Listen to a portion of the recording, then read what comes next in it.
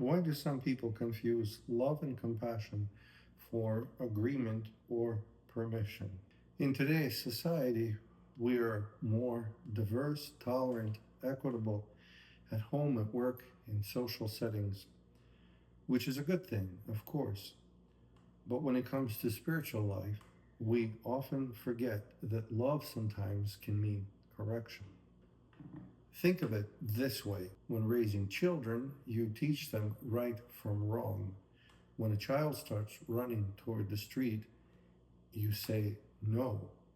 And sometimes you quite literally reach out and grab the child and bring them back into safety. Of course, because you care for the child, you love the child.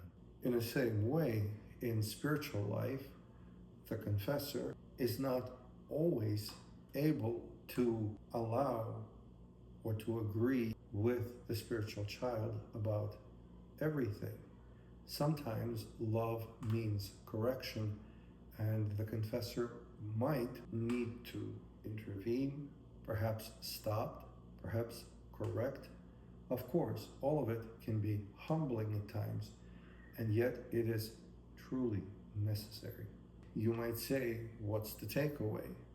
If we have a spiritual illness, of course, the remedy isn't always going to taste like a piece of candy.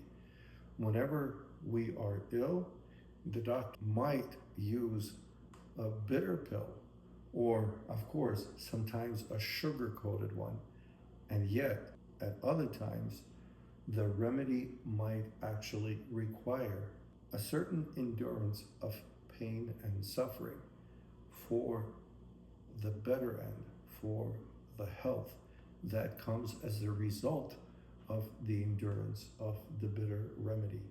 And in the spiritual life, it often is similar, or perhaps altogether it is the same. In order to acquire healing, we must endure a bitter and sometimes really an unpleasant remedy.